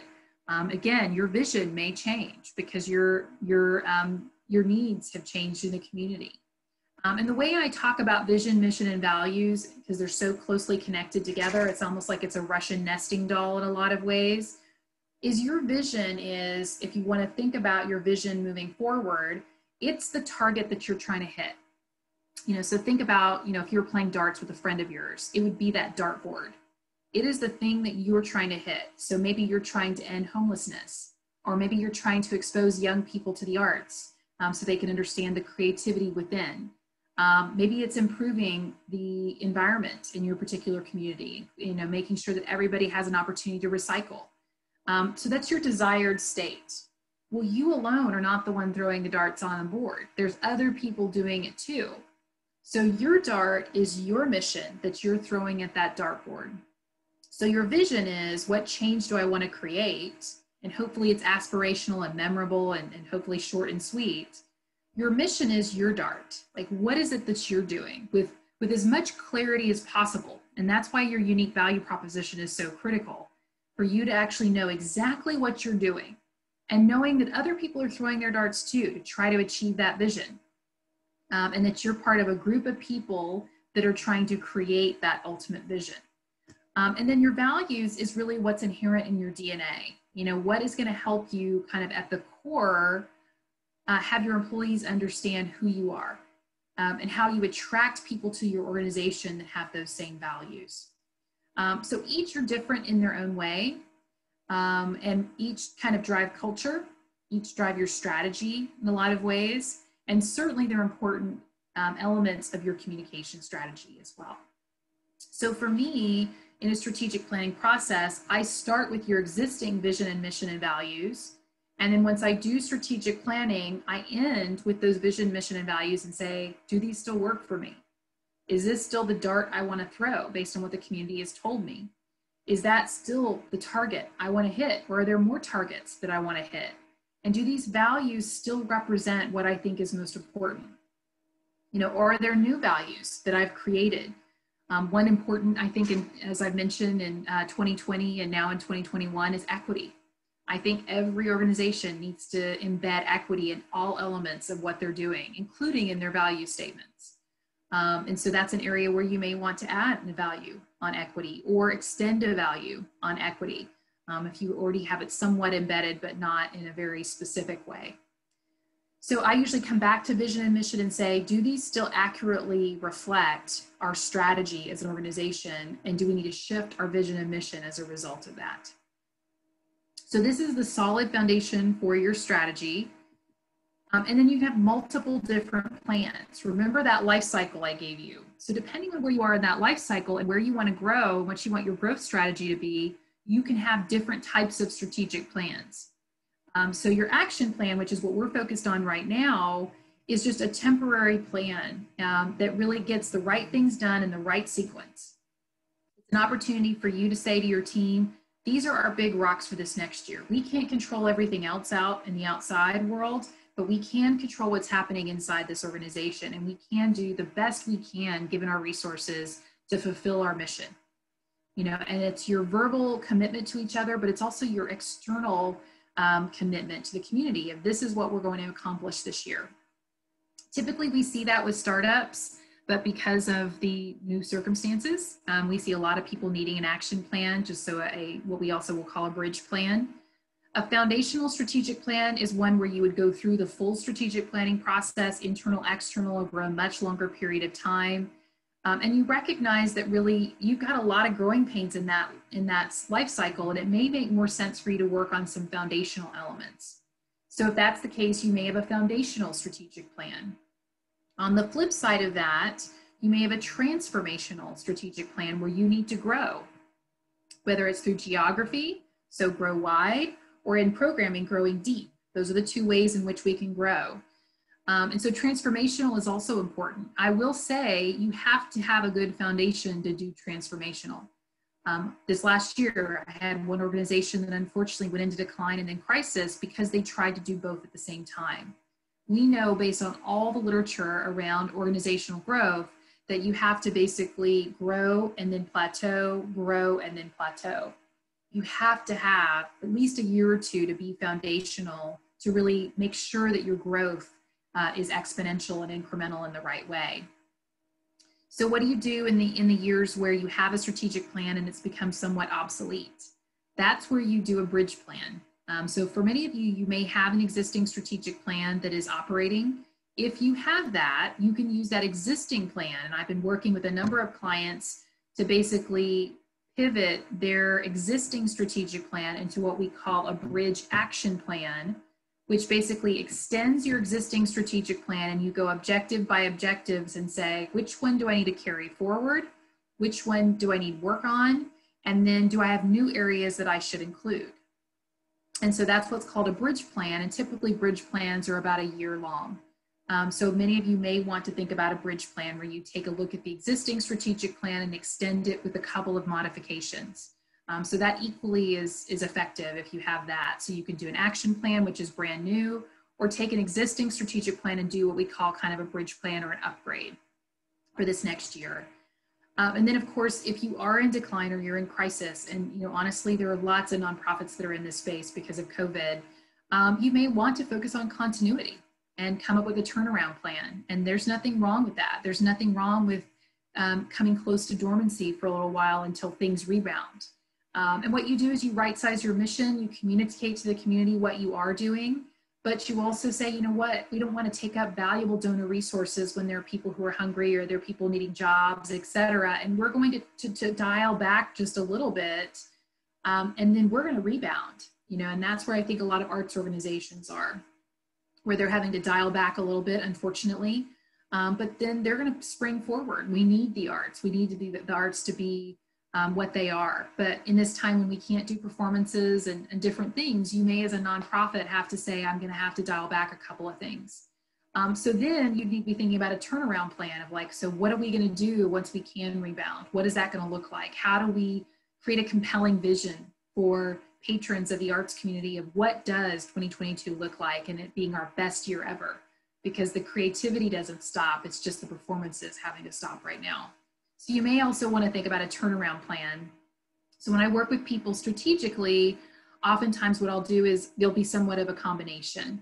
You know, there may be a transformational plan with a little bit of foundational, or there'll be an action plan that has a little bit of turnaround. So no, you don't have to decide among these. You can have a couple of hybrids between these if you need it. Let me stop there and just see, Phyllis or team, any questions about these? Because I know that there's a lot of information on this slide. Yeah, there was one. Are bridge plans the same as an annual plan that are based on the strategic plan? Yes, they can be. So if they're done intentionally and they really are a bridge from your past strategic plan, where your past strategic plan is given reverence because it was your strategic document for the organization, and the board approved it. If you are intentional about moving those ideas forward, so deciding not to do some because they've been completed or they're no longer applicable, and you move forward strategies that you didn't get to do, and you kind of double down on those. So yeah, you could absolutely do that. And I would say half of the things I'm working on are brand new action plans, and the other half are all bridge plans from an existing strategic plan. Really good question. So I wanted to give you guys some samples. I love samples, by the way. I just think they're really cool. So I have a ton of samples. If you guys ever want to say, do you have a sample from XYZ an organization, I can send you your relevant example. But I wanted you to see two arts. I love arts organizations. I know we got a couple folks on the phone. So Junior Players is a small organization. This was an action plan. You can see they were just getting going, you know, so they were kind of talking about some different things they were going to do. And then you want to, you know, compare it against a much more mature organization of Salmon's Center for the Arts, where they actually not only do performances, but they also incubate other nonprofits. And so they're doing it like a huge upstream effect, where they are not only doing the work downstream, but they're also helping other arts organizations get going.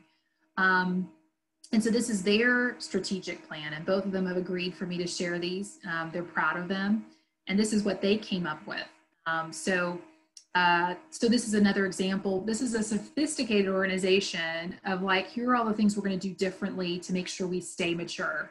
We stay in our kind of position. Junior Players was a startup, you know, so they were still just kind of getting going. So they were doing some basic blocking foundational things in their strategic plan.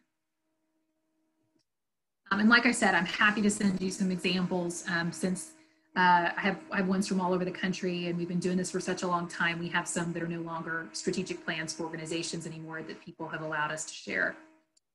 So I wanted to end on impact. If impact is our bottom line, I want to make sure we completely understand it. I did walk you guys through the logic model already, so we can certainly kind of skip that part, but I wanted to just end with impact because this was a session on both strategy and impact.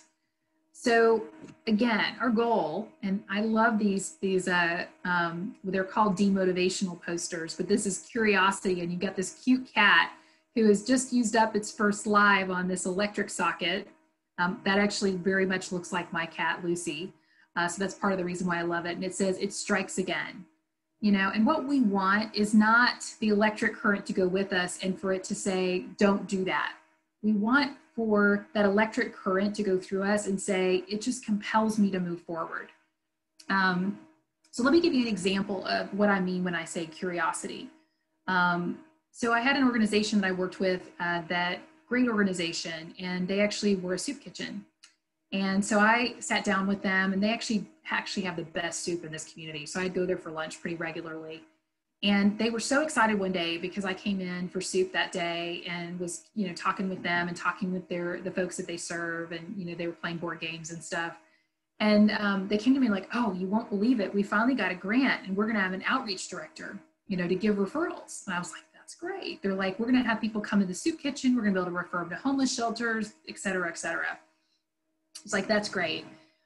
very excited for you. I said, do you mind if I push your thinking a little bit? And they're like, sure, we love it when you push our thinking. That's great. Again, curiosity, that's good. And I said, well, so I want you to do something for me. I want you over the next month, while you're giving those referrals, just for this month, I want you to follow up with those people who gave the referrals, so follow up with that homeless shelter and find out how many people showed up.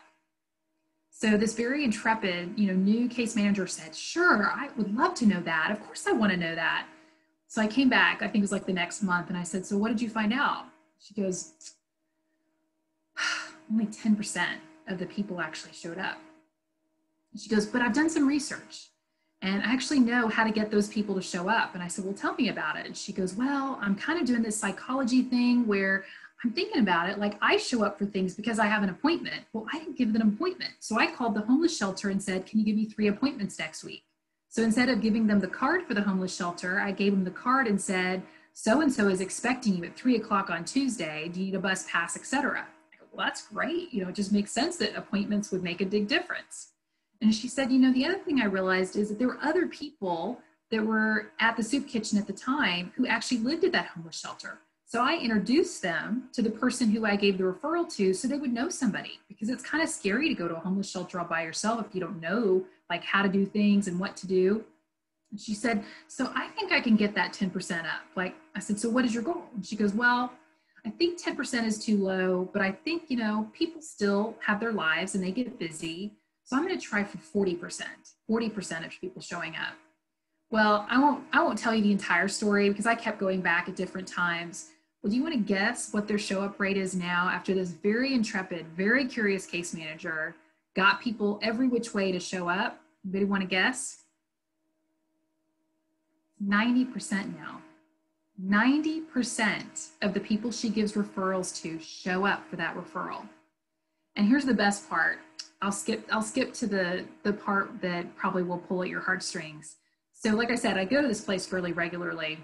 And so last time I was there, I get a little bit choked up when I say this.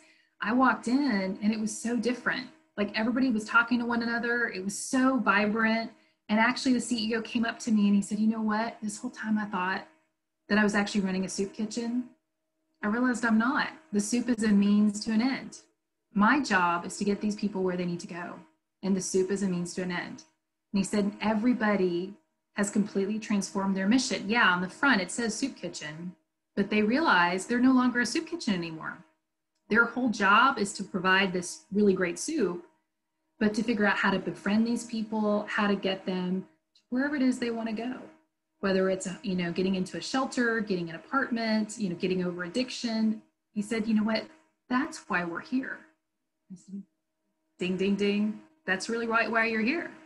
And so I tell that story, and every single time I get choked up thinking about it, because that's why we're here. We're here to be learning organizations, and we're here to continuously evolve our mission into we go into a mission that is well beyond what we even imagined when we first got started. So it's about this idea of curiosity, and it's about that case manager's instincts around 10% not being good enough, 40% not being good enough. And interestingly enough, not only is the soup kitchen different now, but she now goes around the country telling other soup kitchens how to do exactly the same thing she did. And she just has, this is her life. This is what she does. And so it just goes to show that when you are relentless around impact, it is transformative. It transforms the people that we're serving. It transforms the people who are providing the service, and it transforms the organization. So when I talk about impact, that's what I'm really talking about, is kind of how do we get to that real truth that we're all here for, which is how do we change the lives of the people that we're serving? So at a tactical level, what does this look like? As I mentioned, I don't think it's about a logic model, and I don't think it's about all those tools. I think it's about a mindset. Like, to what degree are you curious about what you're doing? So we've developed what we call kind of a checklist that you can do at your own leisure, and it correlates loosely with the life cycle. There is a startup phase, there's a growth phase, and there's a maturity phase, and it's a self-assessment. And you'll find that a lot of us are doing self-assessments. So John, who's doing the financial, you'll be getting a self-assessment from him. This is my self-assessment on impact. And I can't go over this in detail, but you're going to get the packet. And so much like with the life cycle, where I would encourage you to kind of plot yourself out, I would just go through with a highlighter with your team or with your program team and just highlight, like, how many of these things are you actually doing? And most likely you won't be solidly in one category, but you'll at least see kind of where you are. And I would argue, and I have seen the evolution in my clients of, even if they're starting at level 1 and getting all the level 1 things right, and just a little bit tipping into level 2, or the level 2's just a little bit tipping into level 3, the organization feels differently when you walk in. Just like that soup kitchen, they are different organizations as they go from different level to different level. And so this checklist kind of gives you an example of some things you may want to think about, and just an opportunity for you to see where you are. And to see how you would stack up against other organizations. You guys are probably familiar with this process, so this is the evaluation kind of 101 part. And I won't bore you with all the details here. Again, if this is an area where you feel like you are a little bit light and you'd like a little bit of help, this is an area where we could potentially help you and maybe do an additional seminar. The first is really developing that theory of change and logic model, a la your recipe. What is your secret recipe? Then obviously developing how you're going to measure performance. So thinking about it in terms of outcomes and outputs, but also impact. Obviously the next step is collecting the data, then analyzing the results, and then communicating those findings. And again, you want that virtuous circle where you get program improvement all along the way. We've talked a little bit about what a logic model is. A theory of change is something that is somewhat new. Logic models got started about 2 decades ago by the United Way, and we walked through what that looks like. A theory of change is merely a headline. What is the thing that you're trying to do? So as grant applications get tighter and tighter and there's less characters you can use, sometimes a theory of change can be a great way for you to say, this is what our hypothesis is. If this happens, then this will happen. If we get more people to eat fresh fruits and vegetables, here is what we expect to have happen, or whatever your case statement might be. So that's what your theory of change is. We talked through your logic model, and like I said, my favorite way of thinking about a logic model is what's your secret recipe, because I think everybody instinctively understands what a recipe is, and it's exactly the same thing. We talked about what is the difference between outcomes and impact. And as I promised you, I gave you some examples here. I wanted to show this to you because this is a new thing we've been doing with our clients. And so this is the typical logic model, which is a straight line logic model. We have now what's called a layered logic model, which we've been using with a lot of clients, where if you have a complicated organization and you have 3 different programs, you can do layers, and you don't have to do 3, you can do 4 layers, you can do 2 layers. Or if you have a more complicated program model, this one is a principal leadership program where you're dealing with outcomes and outputs for the student, the school, and the principal. Or you have a 2-generation program or something residential, you can potentially do a layered logic model so that you can show the differences between the layers. And we've found this really helps people kind of explain their secret recipe and show how there's interaction between the woman in a domestic violence program and the child who's getting children's services, but they're separate from each other. So layered logic models is also something you could be thinking about to better illustrate your secret recipe as we have more and more complicated programs. So I've mentioned the cookie example the same way.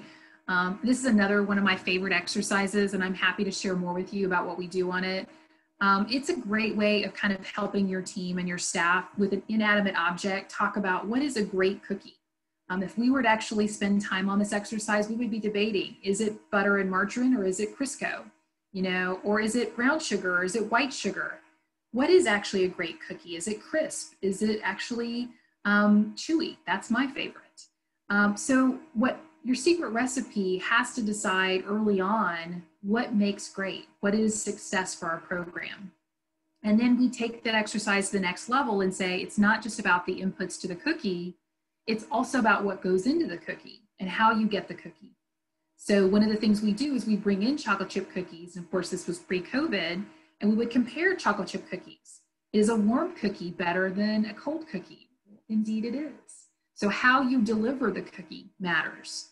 Is it fresh? Is it not?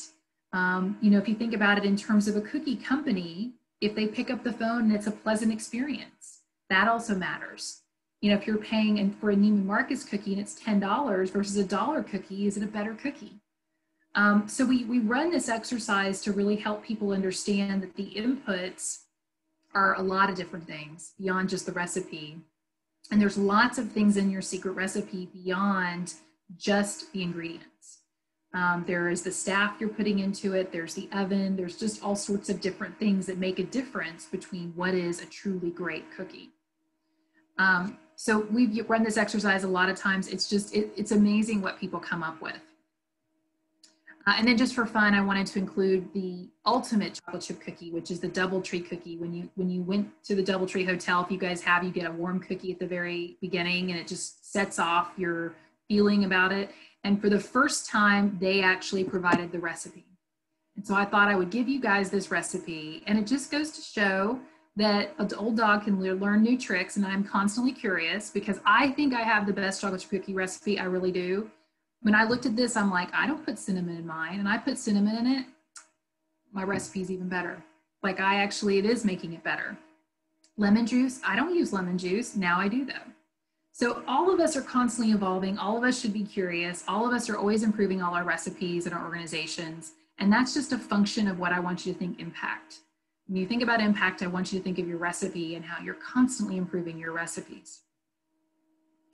And last but not least, we also have to talk about the other side of the equation, which is not just your programs, but also your organization. So we also should be constantly improving our organization, you know, so our social media, are we getting a return on it? You know, our finances, are we actually doing well in our audits? And so I wanted to just end with performance management of making sure you're thinking not just about a high impact, but you're thinking about a high performance organization. And I've got some quick formulas on that. If you ever want to think through kind of how you want to do it, we look at how much and how well. So the quantity and the quality, that's how we know if something is good. Evaluation experts would call it a paired measure. When you pair measures, you're much more likely to have accuracy, effort, and effect. You know, so if I'm putting 80% of my effort into something that's only giving me 20% of my effect, that's probably lopsided. You know, so you may want to think about where am I putting my effort and then where am I getting my effect, and you may want to recalibrate. And this just puts all those things together. Sorry, my slides are skipping. So this puts all of it together. And so when you think about performance management and when you think about your action plan, you may want to think about all these elements. How much service did we deliver? How well did we deliver it? That could be your IT, that could be your HR, it could be your finance. What change happened as a result? Were people more satisfied with their IT services? Was the board giving more? Was social media that much better? And then thinking about it from an organizational dashboard point of view.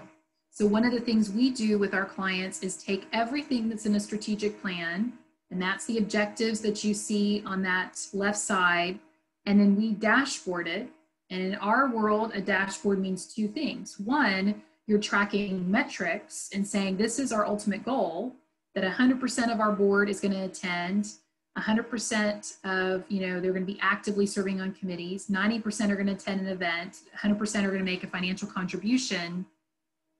But it's also an opportunity for you to track progress as well. So it's kind of 2 in 1. It's a metric driven, you know, dashboard at the same time you're tracking progress. So think about it like an automobile dashboard where you've got the indicators to show where your engine is running, you know, well or not. It also shows, you know, to what degree have you driven, how far have you gone, and have you actually reached your destination.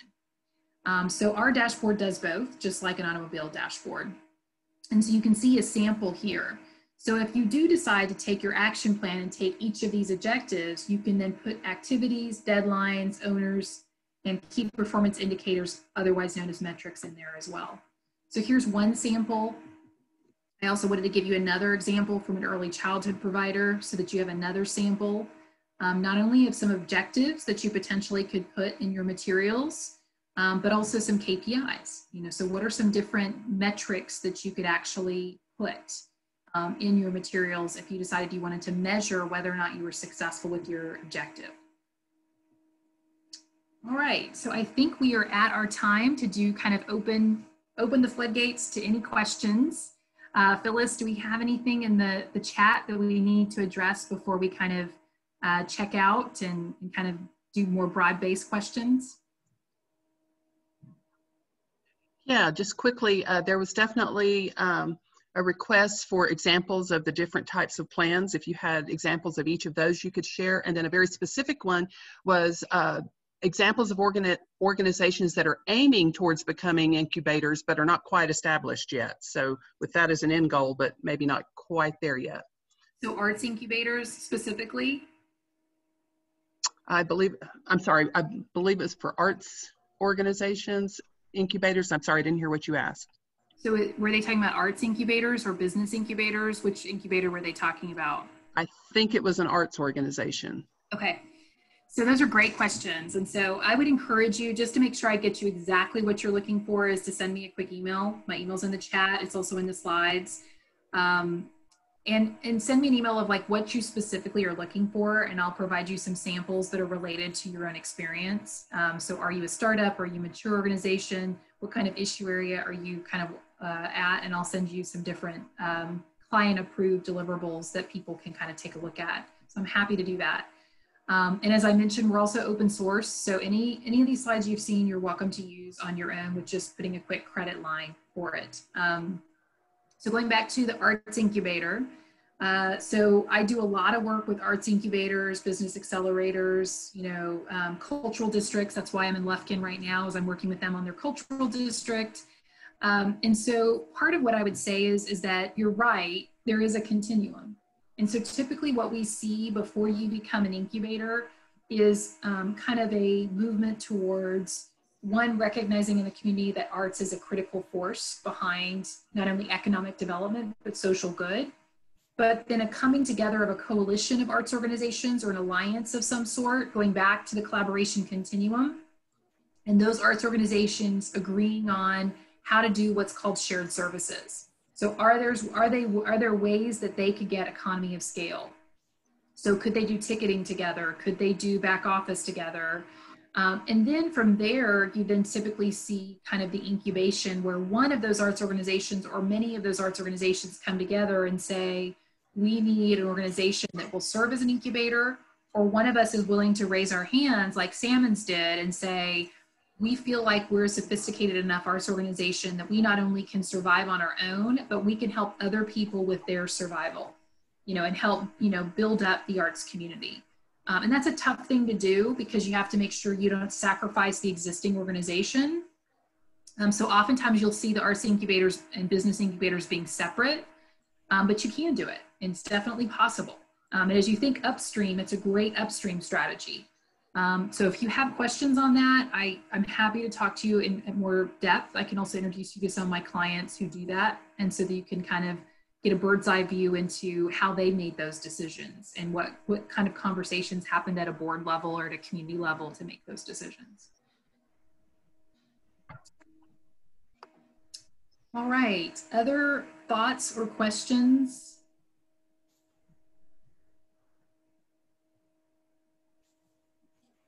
Mia has put your website address in the chat, so you can find socialimpactarchitects.com there. I don't think I need to urge you any further to sign up for Suzanne's blog. And I would also mention that there is a coronavirus resource center on her website that I think you should all delve into as well. Some of these things are there, but there are some very specific topics that I think you'll find interesting and emboldening. So. Great, thank you for that. We're here to serve you. As I tell everybody, I'm your Robin to your Batman. So I'm your, at your side to kind of help you be the superheroes in your community. So part of what we're doing with the series, and I would encourage you, if you haven't signed up or have other people who've signed up for your different sessions, you may want to bring in your marketing director for the marketing one and your finance person for the finance one, or your, finance chair, potentially, if you don't have a CFO, is really, again, bringing this together so that you have an action plan for 2021. I can't say strongly enough why those people, in my opinion, who were successful or will eventually be perceived as successful through COVID or through the recession, the Great Recession, whatever the case may be, they had two things in common. One is they had a plan. And then two, they executed the heck around that plan. And then when things changed, they re-executed, they replanned, they did different things. And so I know people overuse the word pivot, but I think they pivoted really well. The other thing I would say, so that was one element. The other is a really strong culture. So those organizations who I found who've done the best through this remote leadership, through all the online stuff, the Zooming, et cetera, are the ones that had a strong culture to begin with. So the best day to start a brand new great culture, the best day to start a better plan is today. And I love the fact that we've put together this Project Act, which is Achieving Capacity Together, so that we can help you with creating these action plans, you know. And like I said, the time horizon on COVID is very short. We only know a little bit about what the future is going to hold. I'm hoping that this administration is going to be infusing, as was mentioned earlier, a lot into the nonprofit sector as the true front lines, the people who I believe are on the front lines of social change. And I'm expecting that. And so we've got to be even prepared for that. You know, all those expectations, all those things that potentially will be coming out of the federal government in the next couple of months. So I would encourage you to do things like SWOT analyses and other things to do your action plan. And then again, if you have any additional questions, the blogs are there for you. I wanted to give you some additional ones around impact. And then we're here for you too. So you've got my email, and then there's going to be additional seminars that'll be coming up as well. All right, any additional questions for us? Now's your chance. Feel free to unmute yourself if you do have a question you would like to ask at this time, while we have a few more minutes with Suzanne here. Oh, thank you. I got the virtual applause, which is brand new for me. I had to get used to all of that. Yeah, so maybe we end with a checkout. So real quickly, you're going to be getting an evaluation link from us. Our goal is to do continuous improvement as well. So let us know what you liked. Let me know what your takeaway was. You know, did you get anything out of this in each of the different sections that we had? Anything that stood out? It just helps us kind of keep current and kind of know where your energy was best led throughout the time we spent together. So I just want to thank Phyllis. I'm going to turn it over to you guys to kind of wrap things up and tell people what they have in store for them for the next 4 weeks. Great. Thank you, Suzanne. We are deeply appreciative of everything you've told us today. We've got so much now to unpack and think about customizing, you know, for our own organizations, I'm sure. So I want to, as Suzanne said, remind you we are going to expect a survey in your inbox. We've tried to keep it short and sweet, but we really do want your feedback on this. So please look for that and take the few minutes to respond to that and get it back to me. I think to me it was good. Yes, here's the rest of the workshops that will be unfolding every Friday between January 29th and February 19th. And we hope you are able to attend the rest of these or send someone from your organization if that's appropriate. And it doesn't have to be just one. You can bring as many as you want. That's one of the lovely things about this virtual format is we're not limited on our space. So, and we're not limited on our budget. We didn't have to pay to fly Suzanne here and put her up in a hotel, so we have more time to make a broader network series and bring more experts in from across the country this way. So I hope you will all take advantage of this opportunity and give us your feedback and help us continue to customize this for you, and so we can all get the most we possibly can out of this. So I think that was it for today. Please send me any comments and to my email as well, phyllis@ttcf.net. Happy to respond to any of those. And again, Suzanne is willing to take additional questions and send you specific examples for things, so don't hesitate to ask. And we look forward to Suzanne's cadre of professionals, her colleagues that she has handpicked after finding out all of your questions. And we gave her a lot of detail on our nonprofit sector here and just our culture. And she got so excited about it. It was like, I know the exact right person for this next topic. So I hope you can take advantage of that in this moment, and that we can all come out of this so much stronger than we were a year ago. I should just mention I'm bookending this, so I'm going to end with you guys related to the board. So we're going to be talking about what real board governance looks like. And so please feel free to include your board members in that, because it'll be a good orientation. At the same time, it'll be thought-provoking around what does a good board member actually do. So it is a really good board training, and so I encourage you to participate. And Stacy's going to join me, so you get both people. So it's going to probably be one of those dynamic duo. Dynamic duo. It's a don't miss opportunity. So bring your board members. As many people as you want can participate, even a new board member or an old board member. So please sign up for that session as well if you haven't already. All right, thank you. Thanks everyone for attending. And we hopefully will see most of you next week. Yep.